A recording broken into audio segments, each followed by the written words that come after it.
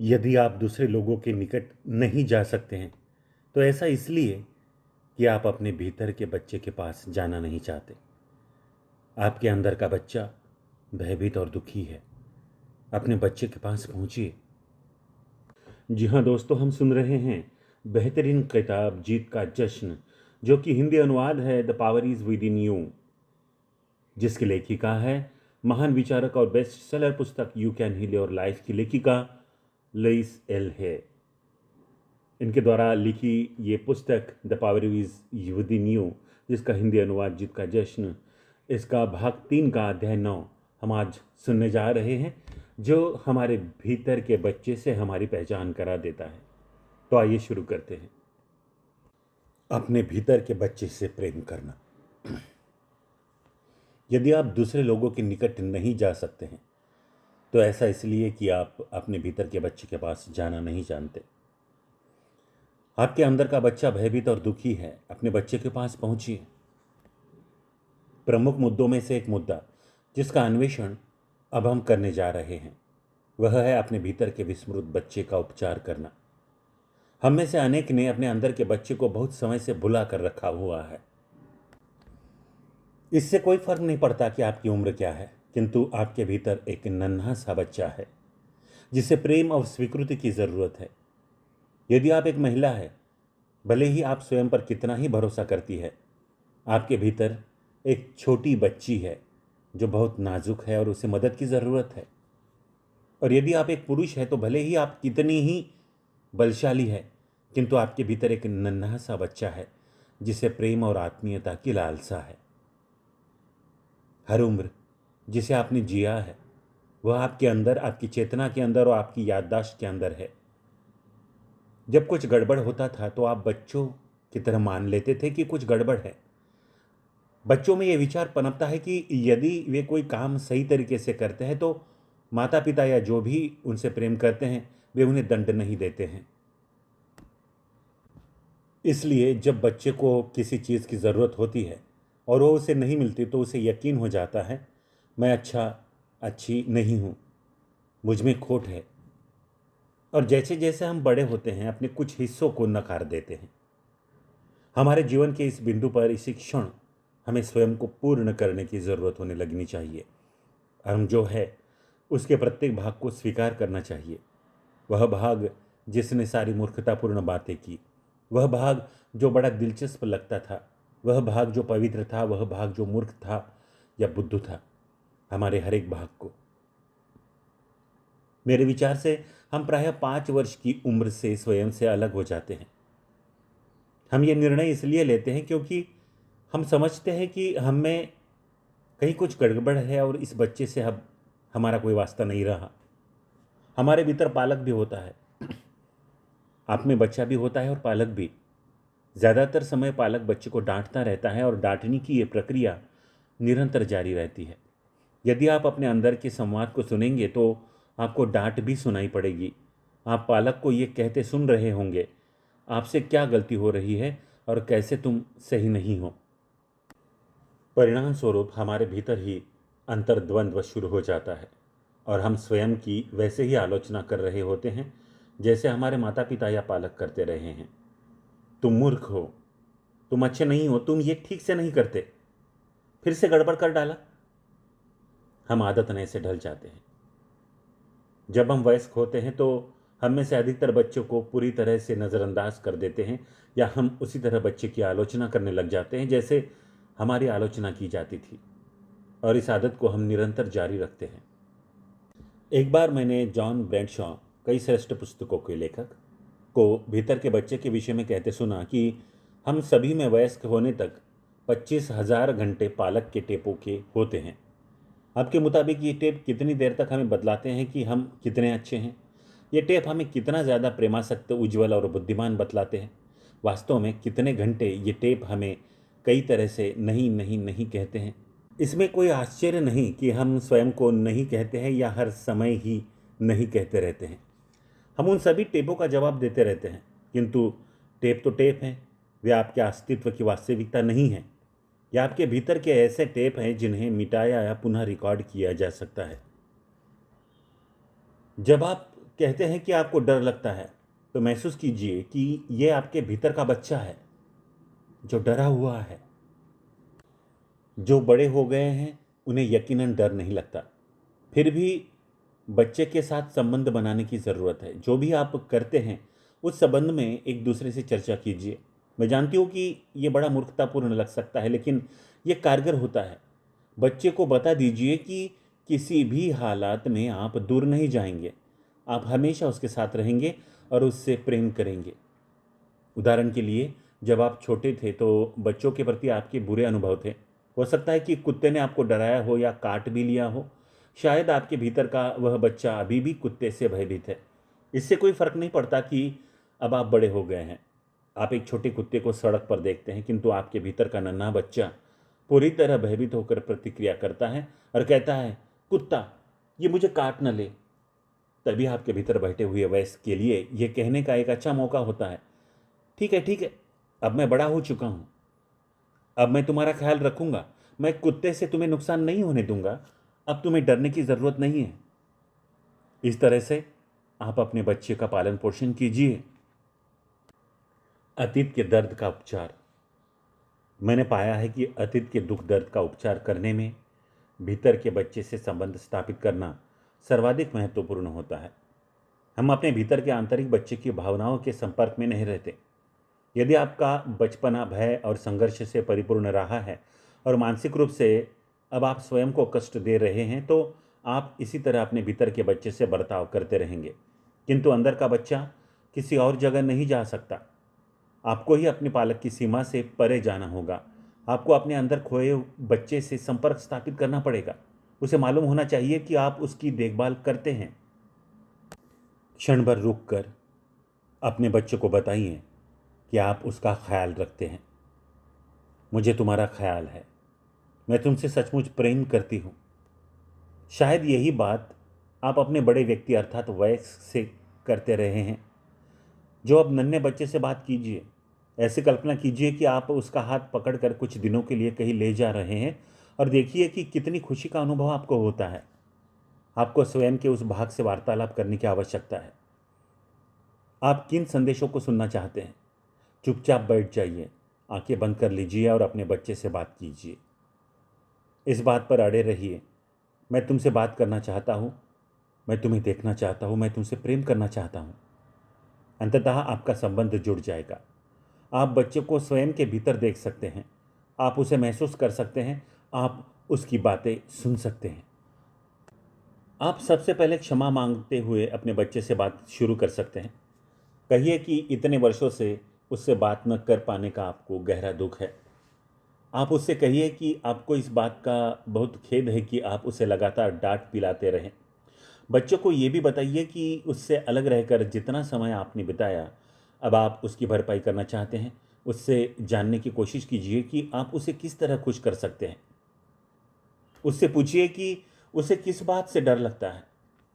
उससे पूछिए कि आप उसकी मदद कैसे कर सकते हैं, और ये भी पूछिए कि वह आपसे चाहता क्या है। शुरुआत इन प्रश्नों से पूछिए, आपको जवाब मिल जाएगा। तुम्हें खुश रखने के लिए मैं क्या कर सकता हूँ? आज तुम्हें क्या पसंद है? उदाहरण के लिए, आप अपने बच्चे से कह सकते हैं, मैं तो चहलकदमी करना चाहता हूँ, तुम क्या करना चाहते हो? वह उत्तर दे सकती है, मुझे समुद्र तट जाना है। वार्तालाप शुरू हो जाएगा। यदि स्वयं को इस नन्हे व्यक्ति से जोड़ने के लिए प्रतिदिन हम कुछ ही क्षण व्यतीत करते हैं तो जीवन काफ़ी बेहतर हो जाएगा। अपने अंदर के बच्चे से संवाद। आप में से कई पहले ही अपने अंदर के बच्चे के साथ प्रक्रियारत हो सकते हैं। इस विषय पर कई पुस्तकें लिखी जा चुकी हैं, कई कार्यशालाएं और व्याख्यान इस विषय पर दिए जा चुके हैं। पुस्तक के अंत में आगे की पढ़ाई करने के लिए मैंने कुछ पुस्तकों की सूची संलग्न की है। जॉन पोलार्ड तृतीय कृत सेल्फ पेरेंटिंग एक उत्कृष्ट पुस्तक है, जिसमें आश्चर्यजनक अभ्यास व क्रियाकलाप दिए गए हैं और जिन्हें आप अपने भीतर के बच्चे के साथ कर सकते हैं। यदि अपने भीतर के बच्चे के साथ कार्य करने की दिशा में आप गंभीर हैं, तो इस पुस्तक को पढ़ने की सलाह मैं आपको ज़रूर दूंगी। जैसा कि मैंने पहले आपको बताया, इस क्षेत्र में बहुत सहायता उपलब्ध है। आप अकेले और असहाय तो कतई नहीं हैं। लेकिन आपको पहुंचने और मदद मांगने की ज़रूरत है ताकि आपको सहायता मिल सके। मेरा एक और सुझाव है कि आप अपने बचपन की एक तस्वीर ले लीजिए। अपनी उस तस्वीर की ओर निहारिए। क्या आपको कष्ट पीड़ित नन्हा बच्चा नज़र आता है? क्या आपको ये खुश बच्चा नज़र आता है? आपको जो भी नज़र आए उससे संपर्क साधिए तथा उसे और बेहतर बनाने का प्रयास कीजिए। अपने किशोर वय की कुछ तस्वीरें लीजिए और प्रत्येक तस्वीर के बच्चे से बात कीजिए। दर्पण में अपने बच्चे से बात करना काफ़ी मददगार होता है। यदि बचपन में आपका कोई उपनाम था तो उस उपनाम का प्रयोग कीजिए। एक अन्य अभ्यास है लिखकर स्वयं से वार्तालाप करना। इससे बहुत सी सूचनाएं उभरेंगी। दो अलग अलग रंगों की स्याही वाले पेनों या फेल्ट मार्कर का इस्तेमाल कीजिए। अपने भोजन करने वाले हाथ में एक रंग की स्याही वाला पेन रखिए, एक प्रश्न लिखिए, दूसरे रंग वाला पेन अपने दूसरे हाथ में लीजिए और अपने बच्चे को उस प्रश्न का उत्तर लिखने दीजिए। ये बड़ी लुभावनी प्रक्रिया है। जब आप प्रश्न लिख रहे होते हैं तो वयस्क सोचता है कि उसे उत्तर मालूम है, किंतु जब आप उल्टे हाथ से पेन थामते हैं तो जो संभाव्य होता है उससे हटकर ही उत्तर आता है। आप चित्रकारी भी कर सकते हैं। बचपन में आप में से बहुत लोगों को शायद चित्रकारी और चित्रों में रंग भरना पसंद हो रहा हो। आप तब तक उसमें रमे रहते रहे होंगे जब तक आपको अपने हाथों से रंगों को साफ कर चित्रकारी बंद करने के लिए न कहा जाता रहा होगा। तो फिर से चित्रकारी शुरू कीजिए। चित्रकारी करने के लिए अपने उल्टे हाथ का प्रयोग करते हुए हाल की एक घटना को चित्रित कीजिए। देखिए कि आपको कैसा महसूस होता है। अपने भीतर के बच्चे से प्रश्न पूछिए और उसे उल्टे हाथ से चित्रकारी करने दीजिए और देखिए कि वह क्या दिखलाता है। यदि आप दूसरों के साथ छोटे छोटे और कोर ग्रुपों या सपोर्ट ग्रुपों में शामिल होते हैं तो साथ मिलकर आप इन बच्चों पर चित्रकारी कर सकते हैं। फिर आप अपनी चित्रकारी के पास बैठकर बनाए गए चित्रों के विषय में चर्चा कर ये जान सकते हैं कि उनका तात्पर्य क्या है, और जो जानकारी आपको मिलेगी वह आश्चर्यजनक ढंग से अंतर्ज्ञान से पूर्ण होगी। अपने नन्हे बच्चे के साथ खेलिए। वही काम कीजिए जो आपके बच्चे को पसंद है। जब आप छोटे थे तो क्या करना पसंद करते थे, इसलिए आराम से मौज मस्ती कीजिए। छोटी उम्र में आप जो भी हरकतें किया करते थे वह कीजिए, जैसे पत्तियों के ढेर में कूदना, मेमने के पीछे भागना। पिछली बार आपने ऐसा कब किया था? अपने बच्चे को खेलते हुए देखिए। इससे उन खेलों की याददाश्त ताज़ा हो जाएगी जिन्हें आप बचपन में खेलते थे। यदि आप अपने जीवन में ज़्यादा मौज मस्ती करना चाहते हैं तो अपने भीतर के बच्चे से संपर्क साध कर स्वाभाविक खुशी का लुत्फ लीजिए। मेरा दावा है कि आप अपने जीवन में ज़्यादा से ज़्यादा लुत्फ उठाने लग जाएंगे। क्या बचपन में आपको पसंद किया जाता था? आपका जन्म होने पर क्या आपके माता पिता सचमुच खुश थे? क्या उन्हें आपके बेटा या बेटी होने पर सचमुच खुशी थी या उन्हें आपके विपरीत लिंगी होने की चाहत थी? क्या आपके पैदा होने से खुशियों भरा समारोह आयोजित किया गया था? प्रत्युत्तर चाहे जो भी हो, अब आप अपने बच्चे का स्वागत कीजिए, समारोह आयोजित कीजिए। जो अच्छी लगने वाली बातें आप अपने घर आने वाले नए मेहमान से करते, उन सभी बातों को इस भीतर के बच्चे से कीजिए। बचपन में आप अपने माता पिता से जो बातें करना चाहते हैं वही कीजिए। ऐसी कौन सी बात है जिसे आप उनसे सुनना चाहते थे और उन्होंने नहीं की? तो ठीक वही बातें अपने बच्चे को बतलाइए। महीने भर प्रतिदिन आप उन बातों को अपने इस बच्चे को स्वयं को दर्पण में निहारते हुए बिताते रहिए। फिर देखिए क्या होता है। यदि आपके बचपन के दौरान माता पिता शराबी या गाली गलौज करने वाले थे तो आप उन्हें संभ्रांत और शिष्ट मानकर ध्यान कर सकते हैं। आपका बच्चा जो चाहता है उसे दीजिए। वह शायद काफ़ी समय से इन बातों से रहित रहा है। इस बच्चे के साथ आप कैसा जीवन जीना चाहते हैं, उसकी कल्पना कीजिए। जब बच्चा सुरक्षित है और खुश महसूस करेगा तो वह आपका भरोसा कर सकता है। उससे पूछिए, मैं ऐसा क्या करूं जिससे तुम मेरा विश्वास कर सको? यह भी आपको जो उत्तर मिलेगा उससे आप विस्मित रह जाएंगे। यदि आपके माता पिता आपके प्रति प्रेम नहीं रखते थे तो ऐसी कोई तस्वीर तलाशिए जो एक प्रेम करने वाले पिता व माँ जैसी नजर आए। उन प्रेम करने वाले माता पिता की तस्वीर अपने बतौर बच्चे की तस्वीर के आसपास रखिए।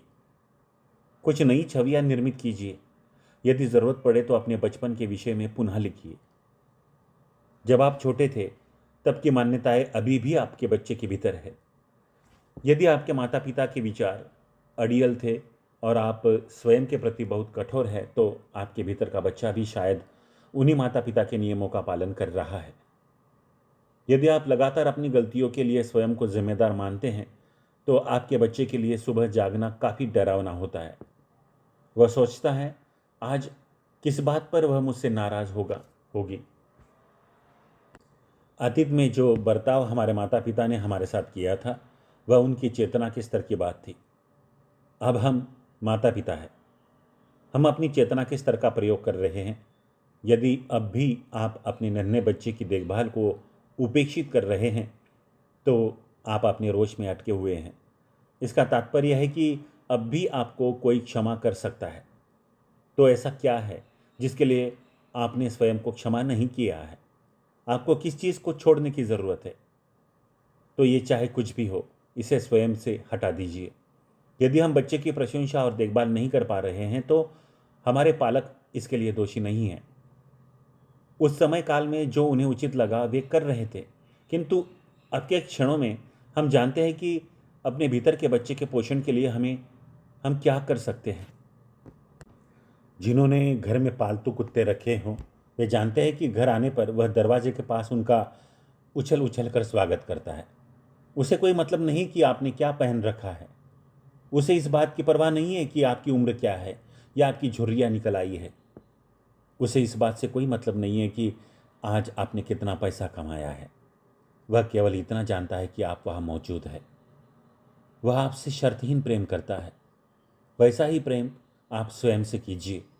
इस बात से रोमांचित हो उठिए कि आप जीवित हैं और आप यहाँ मौजूद हैं। आप स्वयं वह व्यक्ति है जिसके साथ आप जीवन भर रहेंगे। जब तक आप अपने भीतर के बच्चे से प्रेम नहीं करेंगे, तब तक आप किसी से प्रेम नहीं कर सकते। स्वयं को निशर्त व खुले मन से स्वीकार कीजिए। मैं पाती हूँ कि अपने बच्चे को सुरक्षित महसूस कराने के लिए ध्यान करना बहुत अच्छा होता है। क्योंकि मैं एक ऐसी बच्ची थी जो अपने खून के रिश्तों से जुड़े लोगों के द्वारा यौनाचार की शिकार हुई, इसलिए मैंने अपने भीतर की बच्ची के लिए अच्छी छवियों का आविष्कार किया। सबसे पहले उसकी एक परियों वाली गॉड मदर थी जो द विजार्ड ऑफ ओज की बिली बर्के जैसी नज़र आती थी, क्योंकि सचमुच यही उसे भाती है। मैं जानती हूँ कि जब मैं उसके साथ नहीं होती हूँ तो वह अपनी परियों वाली गॉड मदर के साथ होती है और हमेशा सुरक्षित रहती है। वह एक ऊंचे स्थान पर स्थित महल में रहती है जहाँ एक संतरी और 2 भारी भरकम कुत्ते तैनात है। उसे मालूम है कि अब उसे कोई दुखी नहीं करेगा। जब मैं उसे पूरी तरह सुरक्षित महसूस कर पाती हूँ तो वयस्क के रूप में मैं उसके दर्द भरे अनुभव से छुटकारा दिला सकती हूँ। हाल ही में मैं स्वयं के केंद्र से अलग हो गई थी और लगभग 2 घंटे तक रोती रही। मैंने महसूस किया कि मेरे भीतर की नन्ही बच्ची ने अचानक बहुत ही दुखी और असुरक्षित महसूस किया। मुझे उसे बताना पड़ा कि वह बुरी या गलत नहीं थी। जो हुआ था उस बात पर वह प्रतिक्रिया व्यक्त कर रही थी। इसलिए जितनी जल्दी हो सका मैंने उद्गार प्रकट कर ध्यान किया, क्योंकि मुझे मालूम था कि एक बहुत बड़ी शक्ति का मुझे समर्थन व प्रेम हासिल होगा। इसके बाद उस नन्ही बच्ची ने कभी भी भयभीत व अकेला महसूस नहीं किया। मैं टेडी बियर्स पर भी काफ़ी यकीन करती हूँ। जब आप बहुत छोटे थे तो प्रायः टेडी बियर की ही आपका पहला मित्र हुआ करता था। वह आपका इतना विश्वास पात्र होता था जिसे आप अपने सभी दुख दर्द व रहस्य बतला सकते थे।